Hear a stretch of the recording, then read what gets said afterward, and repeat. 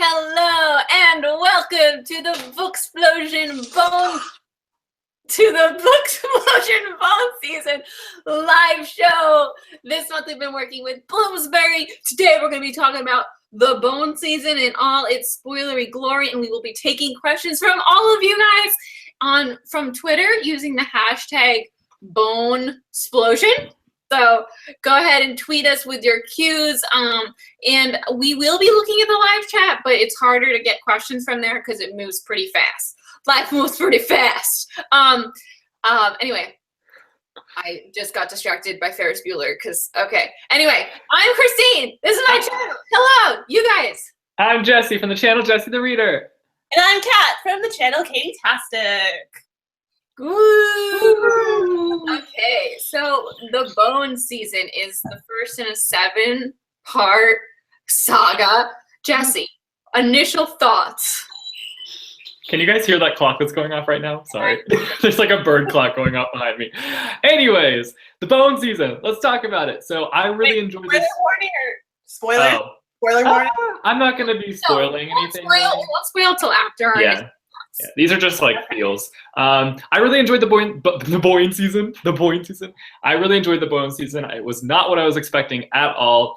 The world was really interesting to me. Mind you, it did slow down the book in my opinion. I felt like it really messed with the pacing, but I still really enjoyed the book. I really enjoyed the characters, and I'm excited to see where the series goes because it has so much potential, and I'm excited to see what happens in the next book. So those are my initial thoughts. Kitten? Yeah, I really agree with Jesse. Like, I loved the world building, and I loved that it wasn't what I expected. Like, we start off with this idea of what's going to happen, and then like 70 pages in or something, like the world like blows open, and we're in like a whole different situation. So I loved that. I loved the whole idea of the world and like the clairvoyance and all their abilities and stuff. I did feel that this book was a lot of setup. Like, it's very much a first book in a larger series, because like there's a lot of establishing of characters and this massive complex world, but I'm like totally on board. Like, I am definitely continuing with the series, and I can't wait to see where it goes. Kat, your cover, I'm trying to like figure it out. Are the numbers, the number of the Bone Season, do you think? Are they like the numbers that we use to represent the clairvoyance that they bring into the Bone Season? Like, is the seals, the 7 seals? I don't know, because it goes 1, 2, 3, 4, 5, 6, and then there's another 6 right here, and then it goes 7, 8, 9, 10, 11, 12. What does it mean? Interesting. I'm not sure. Oh my, the whole time you were talking, I was just like, wait, there's numbers. I can't see. What does it mean? We have the red rose on ours, or yeah, the red flower thingy. We have that flower on ours. And it looks like kind of shattered glass around it. Yeah. Oh, is it the dead flower that was alive at the end and nothing?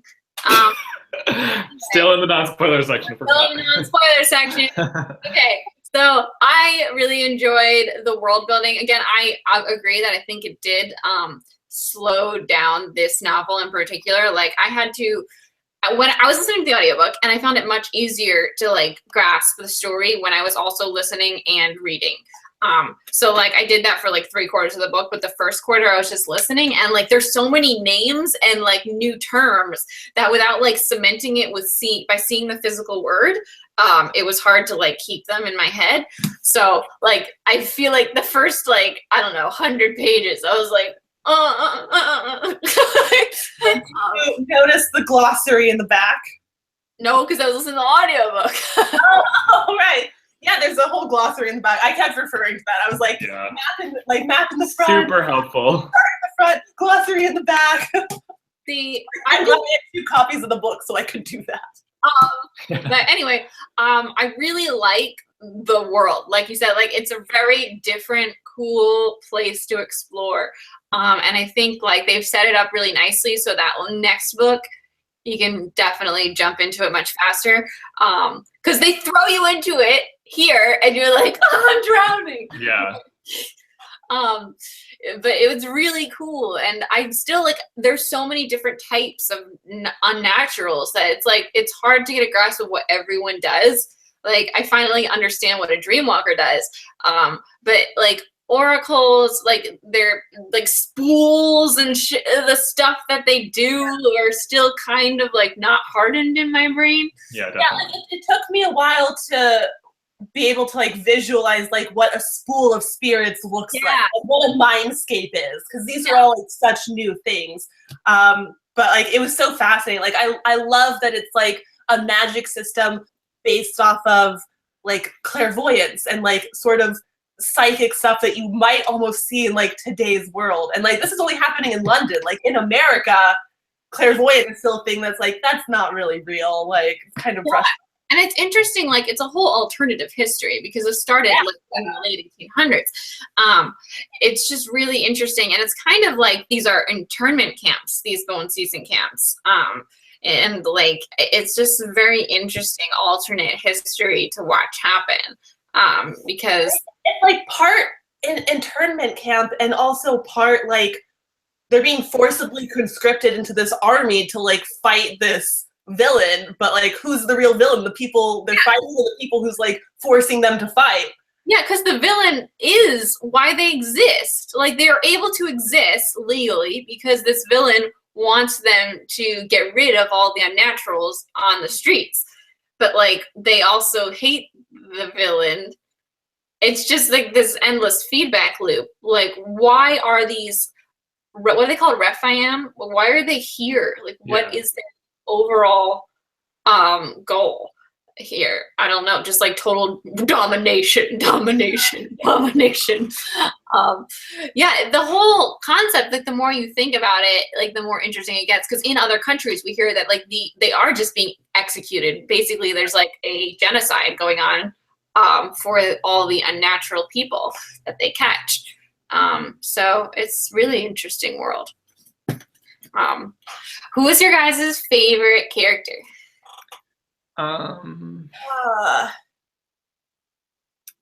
Like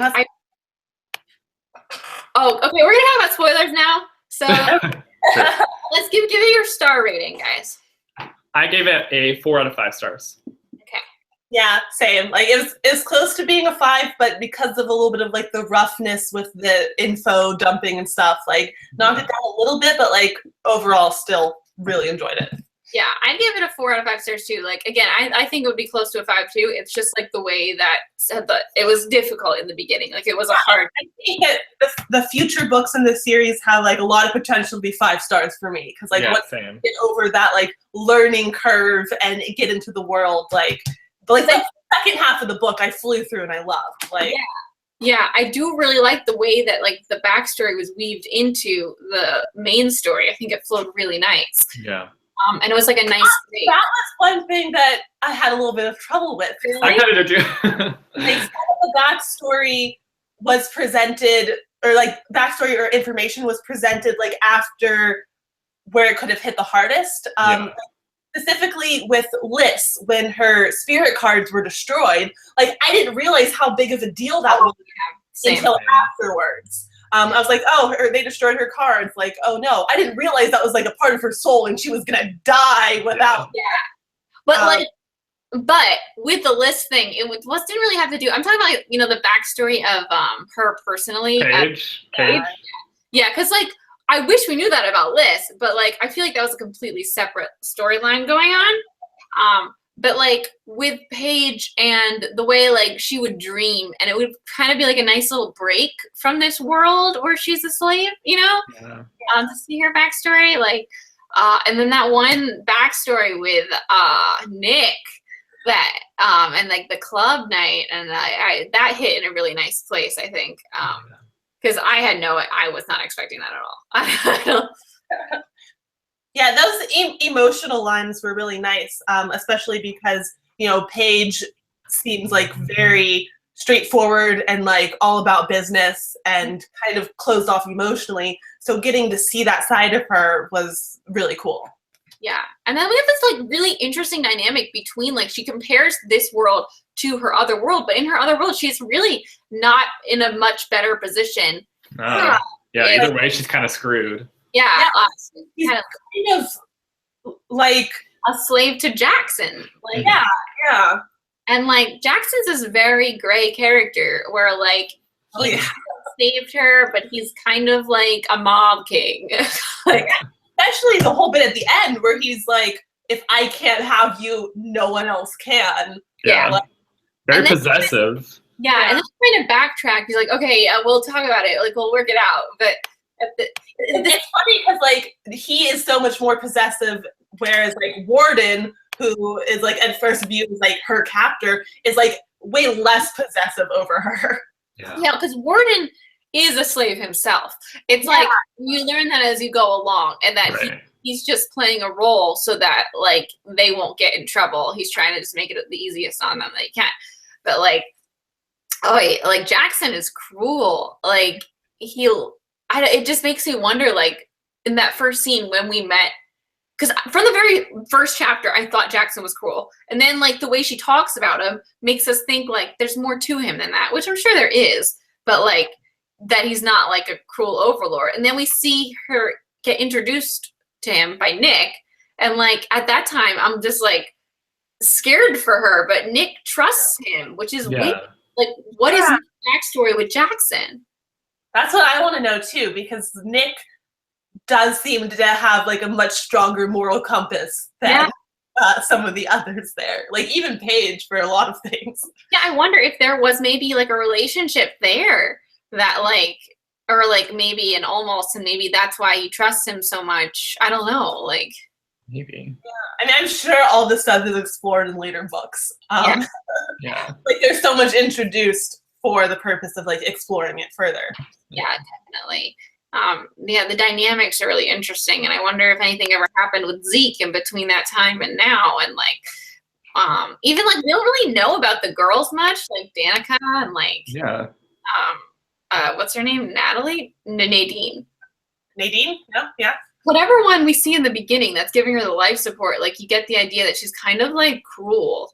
And the Marie Antoinette girl, what is her name? It's very close to Marie Antoinette. Do you know what I'm talking about? The Oracle, who's like has a TV show in Ireland. Oh. I can't remember her name, but I know what you're talking about. Escapes. Yeah. Yeah, that scene was great. That was like the first like high tension scene of the book. Oh, what's her name? I feel like it's like Marie Antoinette. Yeah, it's that's why I was confused. I was like, what are you talking about? I just thought of her as Marie Antoinette the whole time. But anyway, there's a lot going on. There's a lot of potential for different experiences. Yeah, lots of different storylines. So you guys have a favorite character? I liked Lise a lot. Is that how you say her name? Liz. It's Liz. That's what I say in the audiobook. Okay. And then I also really liked Julian as well. Yeah, Julian was another character that I feel like I didn't have a grasp on, because at first I thought he was going to be like a love interest. Yeah, he kind of was set up in that way, yeah. He was like Liz's boyfriend or something by the end, right? Because I was like, why is he always there? Because he doesn't live with her. He came in with what's her name? He came in with Paige. Well, didn't he end up living with Liz? I don't know. Was he a yellow jacket? I liked the jacket too. It was really interesting the way that worked. Yeah, like the different levels. Like the different manipulation levels with the with Narisha. Oh my God, what's her name? Nashira. Nashira, yeah. She is scary, man. Like she's intense. Just like stabbed, and she just was like, "Nice try." Try again. This bitch is an original vampire. What do you think about Warden? Did you guys did you know there was going to be a relationship there? I kind of got spoiled for this a little bit, because we got, like, when I was sent this book, it came with, like, buttons, and it said, I love Warden on it. I was like, okay, so he's probably going to be a love interest or something here. So reading that, I was like, okay, it's probably going to end up, like, they're going to end up together or whatever. Like, from the moment he was introduced and, like, we were kind of seeing what was happening, I started getting Beauty and the Beast vibes. Yeah, same. Yeah. Especially when we had the flower in the jar. I was like, that flower in the jar was the most Beauty and the Beast thing. I don't think Warden is a beast. Like, he sounds like he's attractive because everyone's like, he's the most attractive of the, like, what do they call Refaim. something? I like had trouble. Like I was like, is Warden his name or is he the warden? Like, cause the warden Arcturus. Yeah. Arcturus. Oh yeah, Arcturus. Arcturus, yeah. Okay, yeah. Arcturus Also, warden. Another confusing aspect is that everyone had like 3 different names. Yeah. And their numbers, the numbers. Yeah, like we have Paige, the Pale Dreamer. She's also a Dreamwalker. Like, she has all these like titles and. Yeah, listening to that on audiobook was so confusing. That is another reason why I was just like, I can't do this. Everyone has 50 names. Who are you talking about? Is this a new person? Because she's acting like she already knows them. Like, it's just like. But yeah, like the numbers, like she's 40. And then like you had to memorize, like 12 was that guy who blew up at the end, David. And like you have to memorize also their jackets. Like he was a red jacket and like yellow jackets and the pink jackets. And in the beginning you're like, what are these jackets? There's a movie in the works for this, and I'm really hoping that gets made, and like I'm looking forward to that because I feel like that would clear up so much of that confusion. Like specifically the battle when they were in London, they were like setting up the trap for the 7 seals and like trying to catch them. And like there was all the people from like the Bone season and what is it called, Shoal? Yeah, Shoal one. And, like everyone was fighting and stuff, but I kept getting confused about who was who. Yeah. It was very cinematic. I think it's very cinematic. Like if you put it into film, I think it'll work really well that way. That was the first part though that I felt like I really could see. I mean, cause I was reading and getting it read to me at the same time. And so like I was able to like, I read ahead a little bit and then like listened and like I could see it. But it reminded me a lot of Six of Crows at the first opening scene. Okay. I can see that. Yeah, like with the gang and like the setup. You know? Yeah. Yeah. We've got some questions from Maureen. Like I saw her name come up like in the chat and I was like, wait, is Maureen saying something? But she has old or new covers.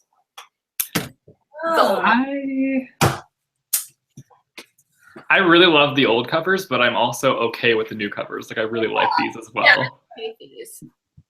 I like that, like the old covers, like I don't understand what's going on the cover. Like this one, it makes a little bit more sense with the story, in my opinion. Like this is like a reference to something in the book. That one's got to make sense. There's got to be sense. Is that the flower at the top of the book? Like the red flower? Is that what that symbolizes? Okay. Symbol at the top there. But what the hell are the numbers about? The 666. If anyone knows, please tell us. Yeah, please explain the cover.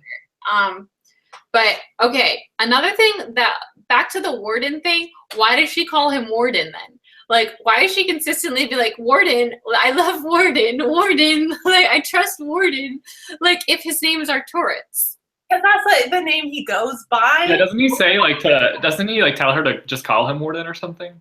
Yeah, he says call me warden. But does he say that instead of master? Is that just like a last name for master? No, because more people refer to him that way, don't they? Yeah. Well, that only the slave people. Yeah. Everyone else calls him Arcturus. Maybe it is like a title for his position in. Well, his name is Arcturus and blood consort and everybody has a million names in it. Oh my god. I had that same issue when I was reading the first Throne of Glass book though, like in that opening scene, because like Kale is like Kale and also the captain of the guard and also like a soldier, and I'm like, how many people are in this scene? And there's only 3. Okay. Maureen asked what kind of clairvoyant would last the longest in a Walking Dead situation. I mean, I don't watch The Walking Dead. I would think, oh my god. Wait a minute, they'd have so many spirits to spool around. I think Dreamwalkers, like, isn't it kind of established that like Paige is super powerful because she can like leave her mindscape and break into other people's? Yeah. But like, can she break into dead bodies that don't have a spirit anymore? I don't know. I don't Oh, think. think she would be able Actually, to. Walking Dead situation, that would. I think maybe an oracle because they know it's coming and they can send images to people and they can through the spools and stuff. And there's going to be a lot of spirits to work with. Yeah. I'm a little about a binder too. Like, do they bind spirits to them and like they're there forever? Or like, what is that about?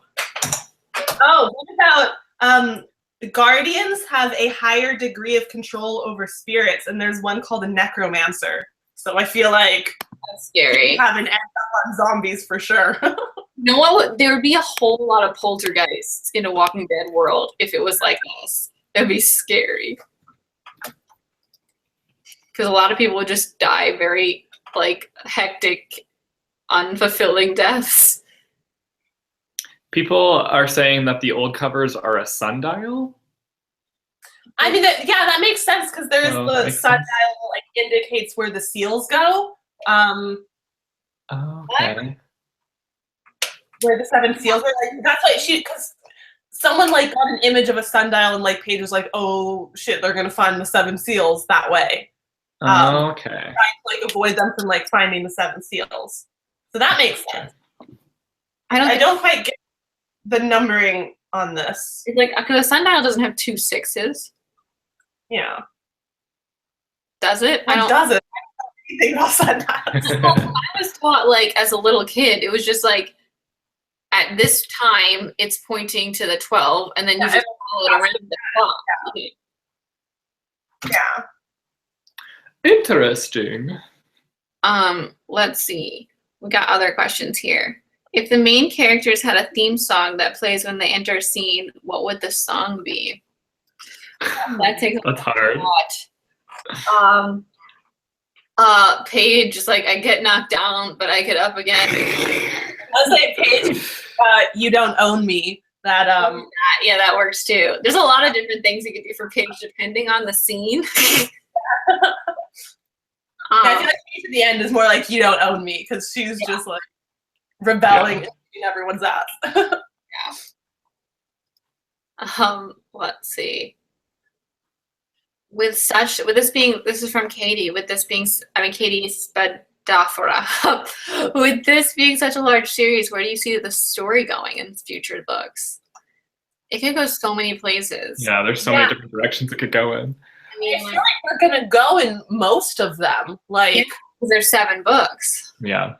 like we're like, I mean, we have so much great development here.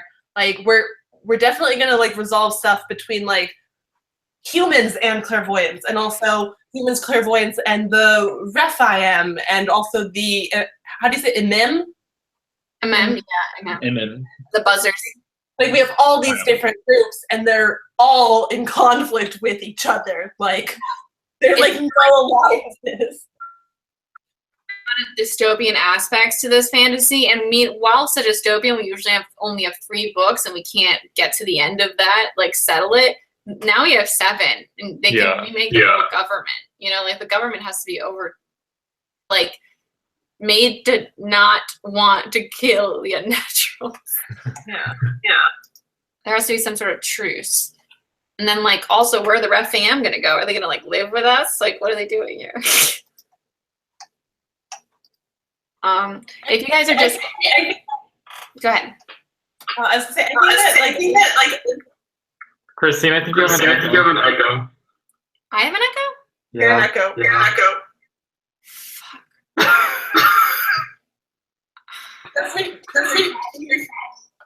What? Just refresh. I can't.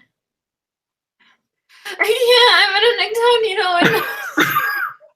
What do you mean? Just try refreshing. I'm gonna lose it. I'm gonna have to sign back into my whole YouTube account. Are you sure? Oh gosh.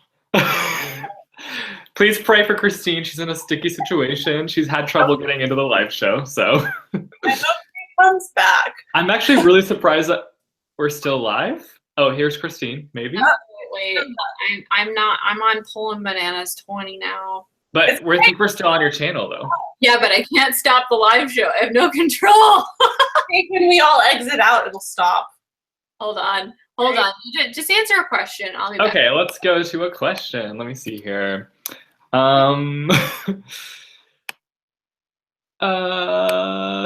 me just go to our. What unnatural do you think you would be, or would you want? Ooh, let me look at them. Let me look at the list here. There's so many options. I mean, obviously, I would want to be Paige because hers is like the most powerful one. I feel like.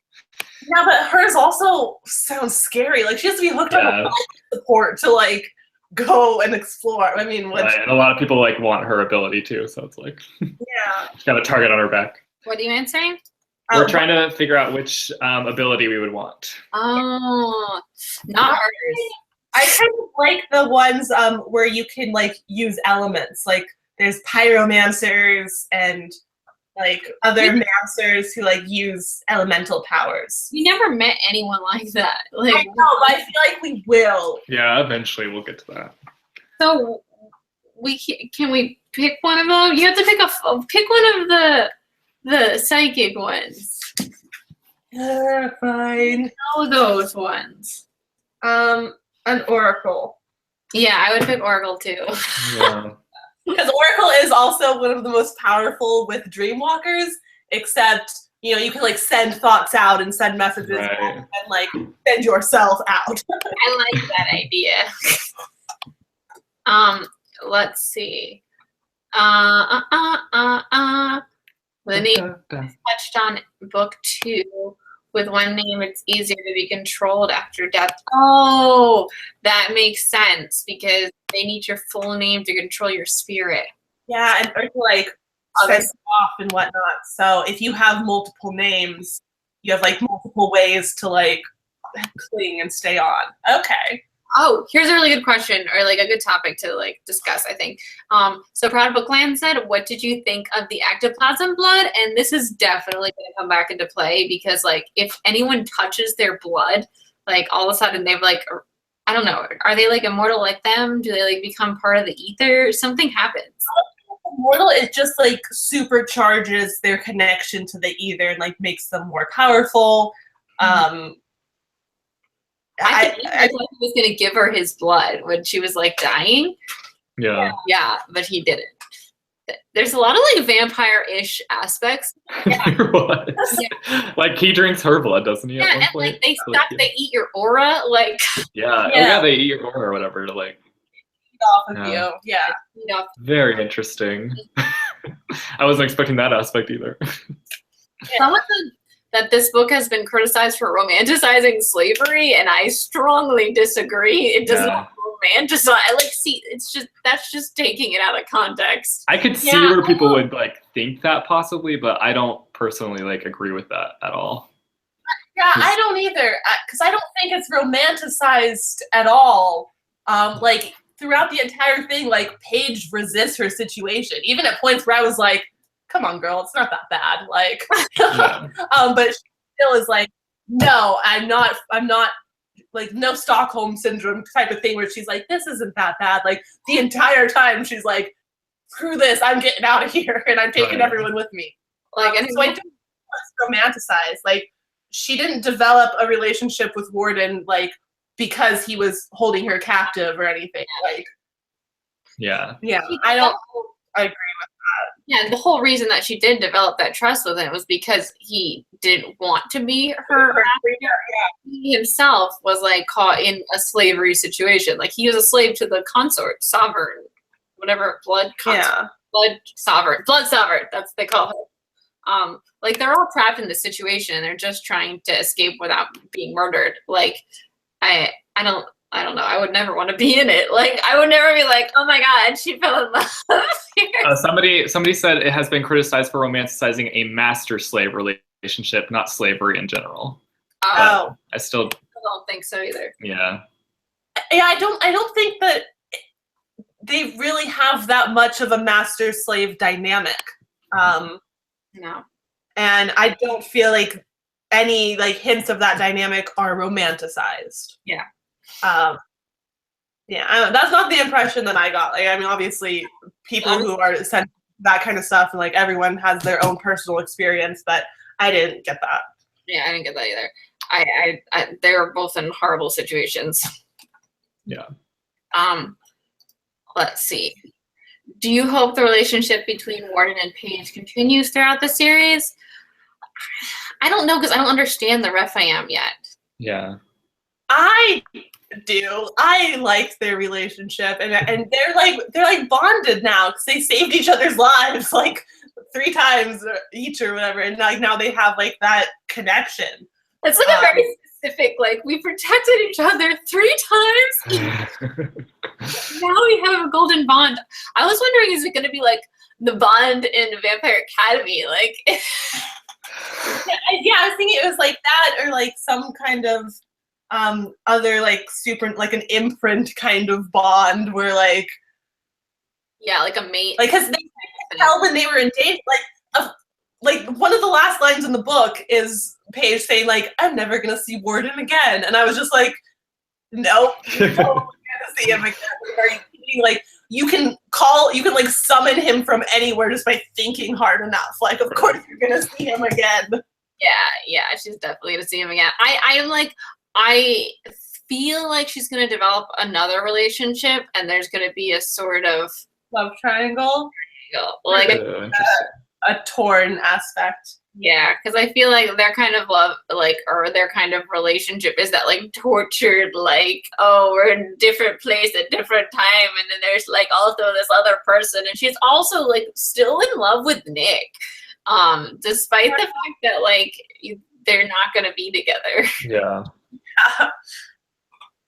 I mean, I feel like there might be another love interest introduced, but I would be really happy if like it was like a Warden only, but like an on and off relationship thing, like not necessarily about the romance. Because like this book wasn't really about the romance, like Yeah, not at all. But like I would not be opposed if like Warden was the only potential relationship, but he wasn't there all the time. Yeah. Like half the time she's just like no one or Warden. Like I like that idea. Yeah. I feel like also there was a really interesting dynamic. Like the master slave dynamic isn't really what I felt from this. It felt more like a god, and like they're like in Percy Jackson, like how the gods go work through the people, like the humans, and have them do what they want them to do. That's what it felt like to me. And I still feel like they have like this godlike presence because they can't be killed, like except for a certain flower. And he draws this analogy to Greek mythology. That made that like Adonis when he's like saving Lys, and he's like I didn't get like master slave vibes, but there definitely is like a power discrepancy there. Yeah. There's a Warden is also like helping Paige to like come into her own power and become very powerful. And so I feel like maybe even before the end of the series, like they will be on much more equal ground. Yeah. And I feel like / hope they still like choose each other and come together because I liked them together. Yeah, it felt like, okay, it felt like Rowan. Like he was very Rowan all the time. It was book 3 of Throne of Glass. It was like, this is my trainer and he's like this all powerful god and he's helping me like reach my full potential. Yeah. But yeah, I feel like that power discrepancy will fade. I mean, it also like kind of shifted in a lot of scenes, like where he needed her blood to survive, and he was like still like asking her like, if you can voluntarily give it to me, like I'm not gonna force you to save my life.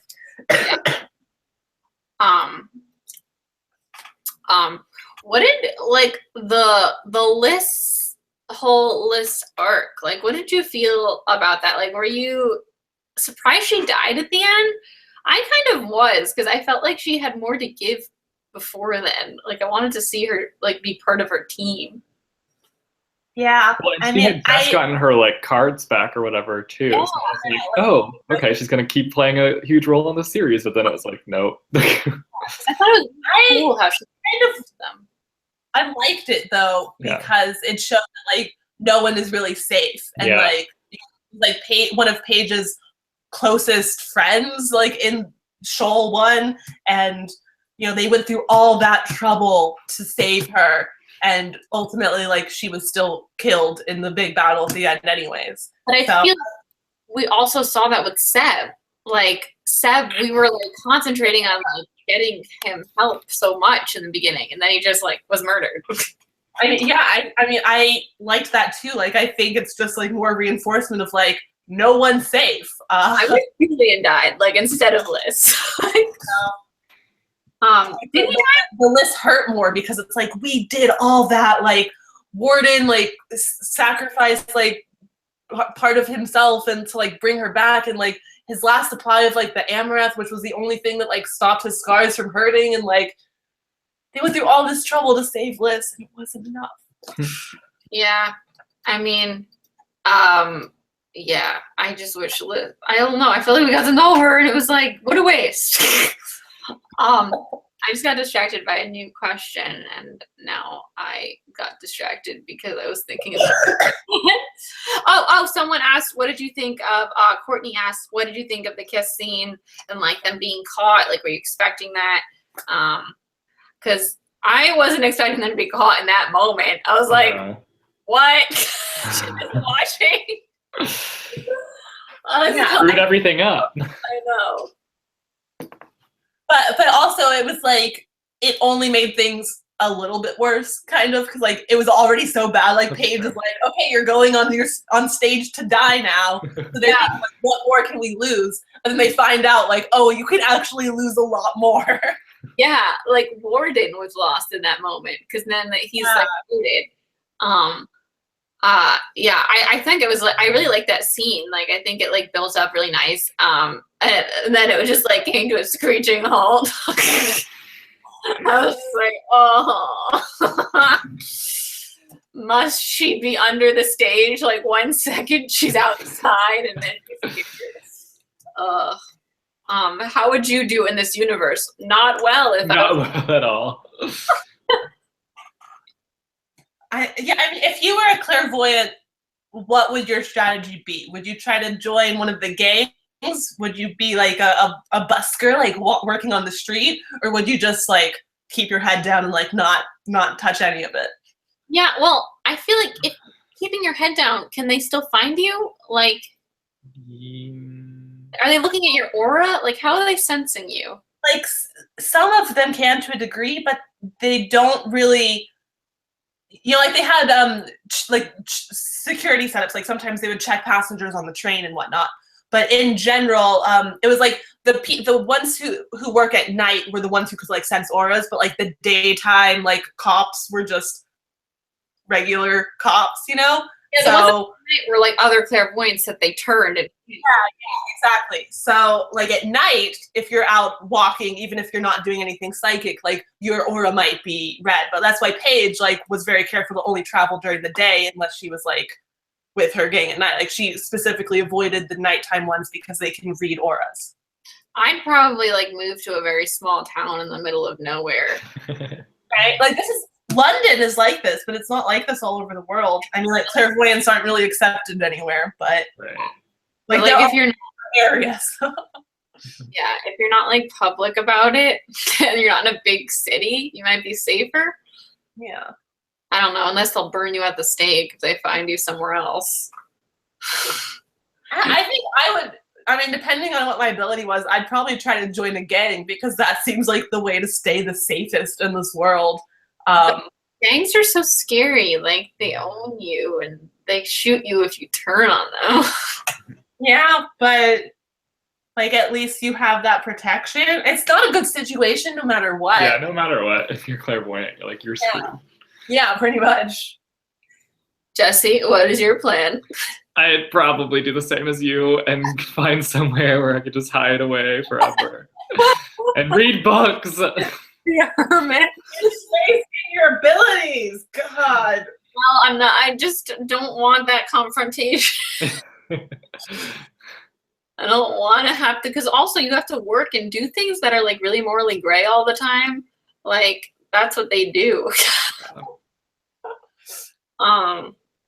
I mean, it's morally gray to like capture clairvoyants and sell them into slavery.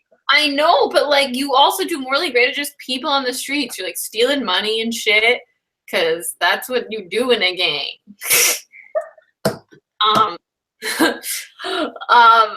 Let's see. What else? Guys, we're taking questions on Twitter using the hashtag Booksplosion if you joined us after that announcement. And we're looking at the chat too, but it's going really fast.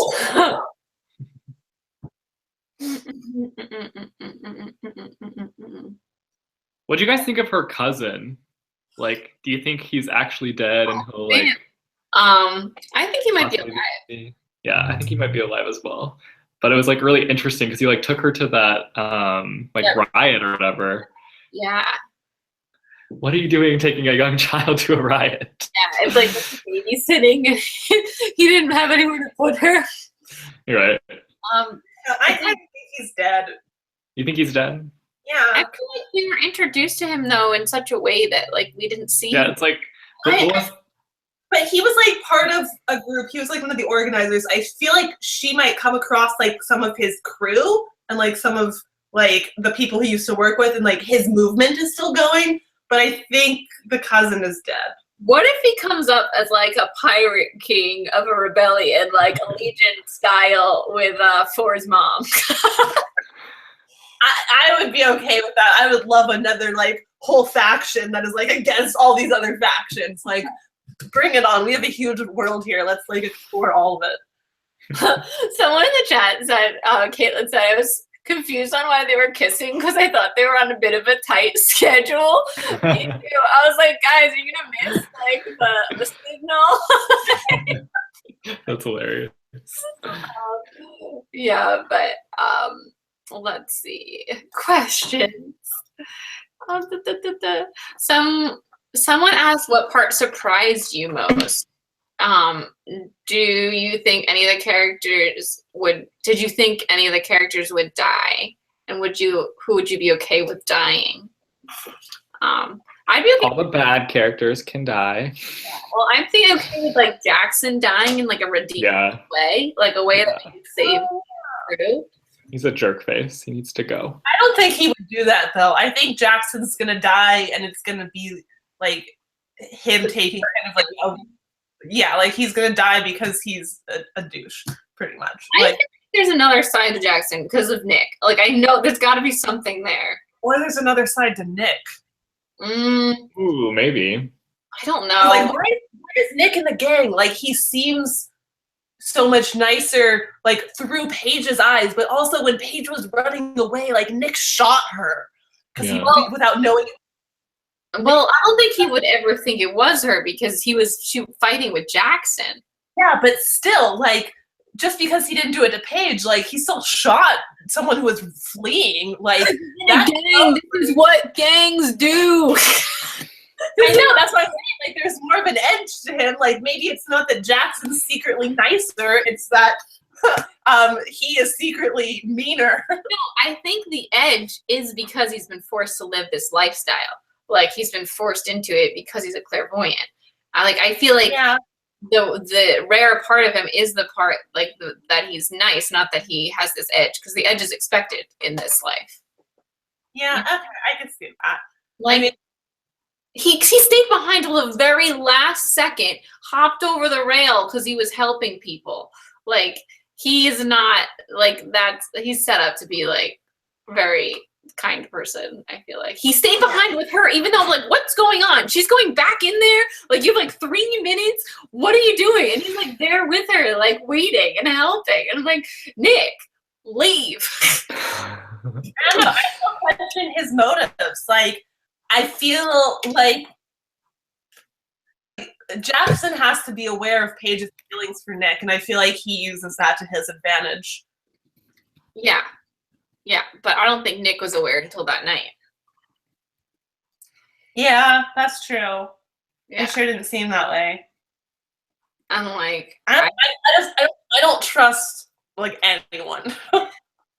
like I trust him to an extent.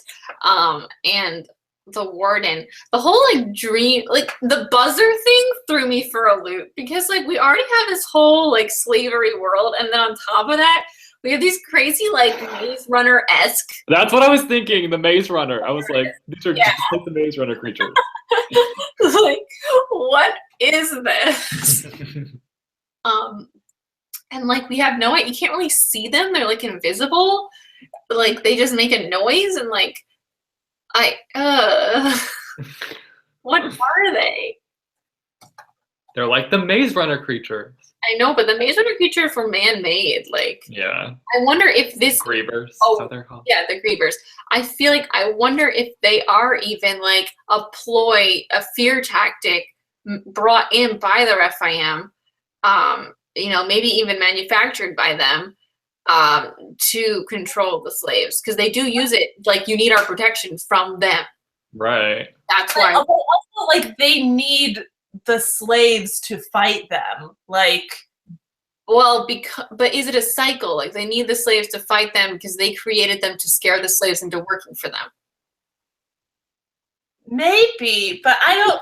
Why is he working with them? Why every night is he going out and fighting them? Like, is he like controlling them in some way? You know what I'm saying?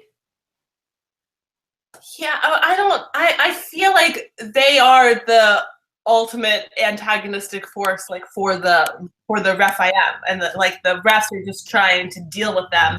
And like I feel like getting the human slaves wasn't like they wanted to do that and keep them in line. I feel like getting the human slaves was like the last resort, kind of. But it's all very fishy. Somebody has an interesting theory here. They say. Hold on, let me share my theory first. Okay, you're good. I'm gonna lose it. Okay. It's all very fishy because like he is constantly going out and coming back with these bruises at night, and then he makes it out to like her that she was never in any real danger when she was fighting that that buzzer thing. Like, so could he have controlled it if he wanted to? Like, I don't think it was that he could have controlled it. I think that he just made sure that like he was near enough that he could. But he let it. He could. Like he brought it there. Like I feel like they have more control than they're letting on. Maybe. Yeah. I mean, there's a really interesting theory in there. Yeah. Okay.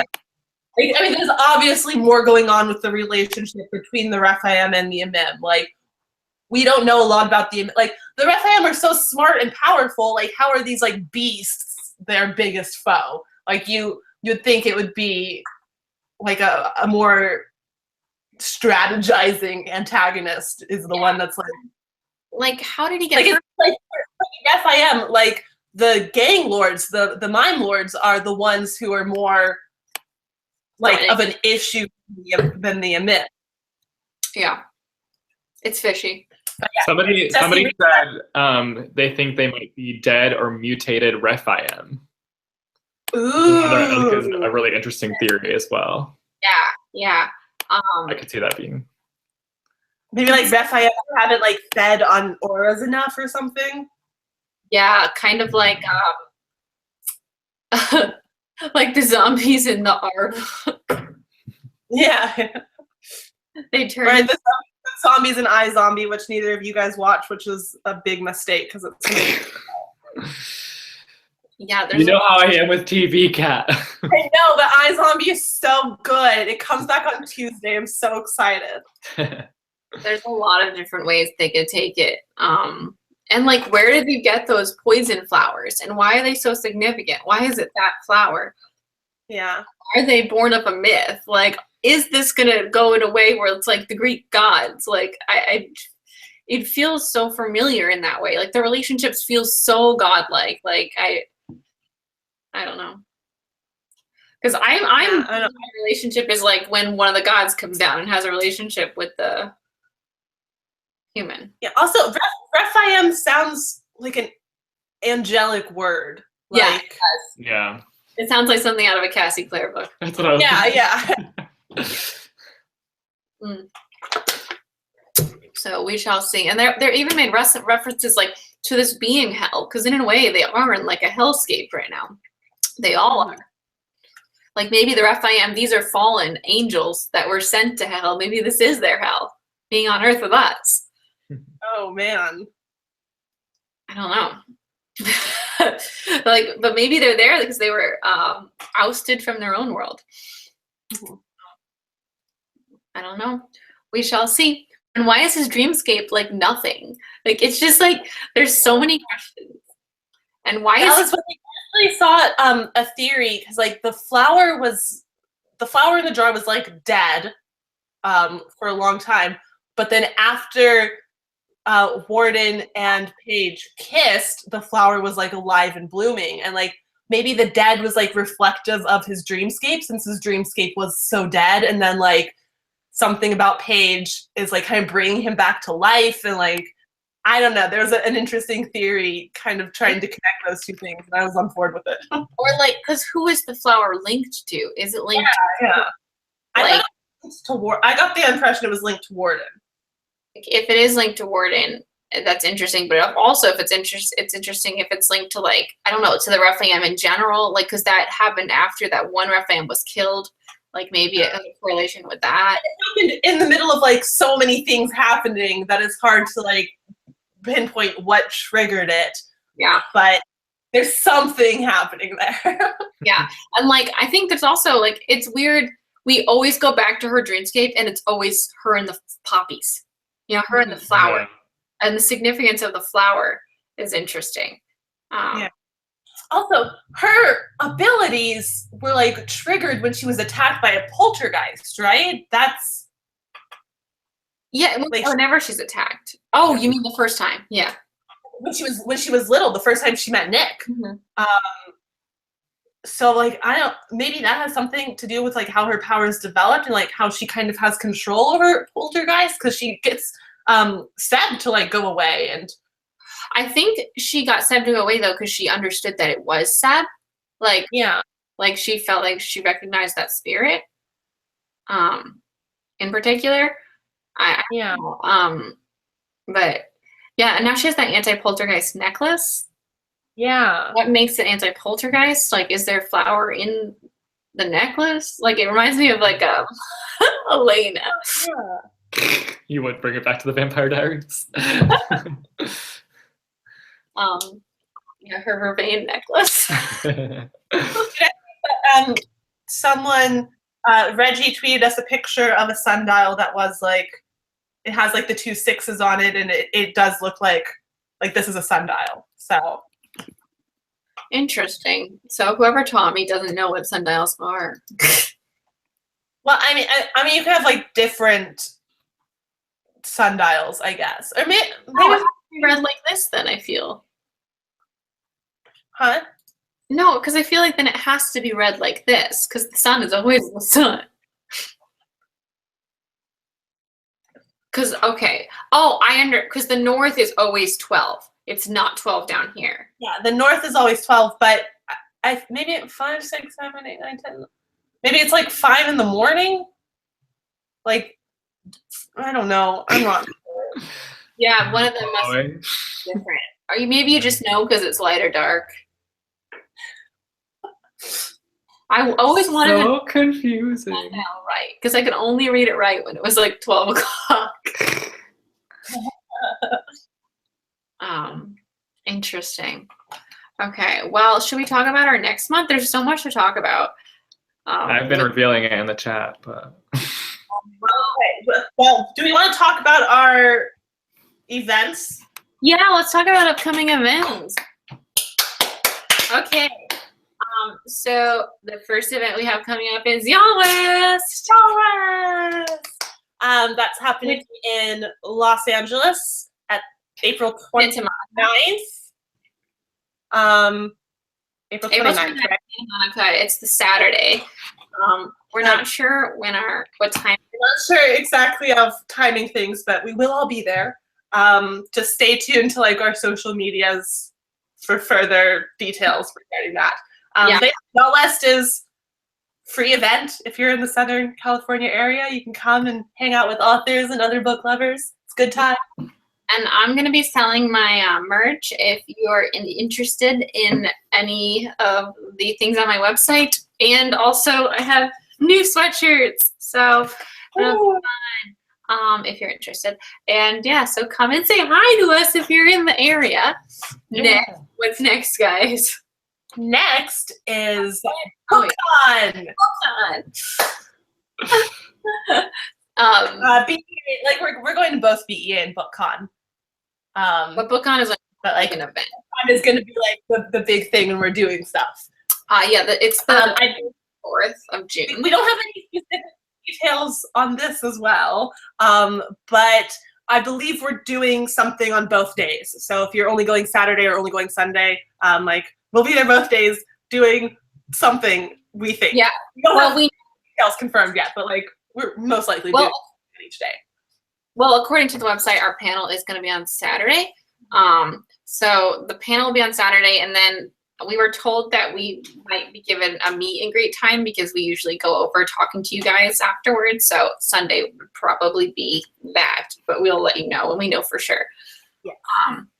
And then the day before VidCon, which is June 21st on Wednesday at 5:30 at the Barnes & Noble in Orange.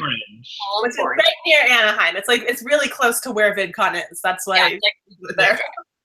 At Barnes & Noble, you don't need to be going to VidCon to go to the Barnes & Noble event.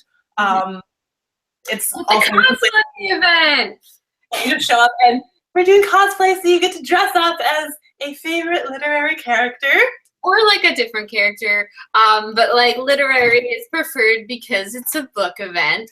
And we confirmed our outfits last night, and we're so excited. Yeah, we're doing our dresses. We're wearing dresses. Spoiler. I'm not. No, we're not.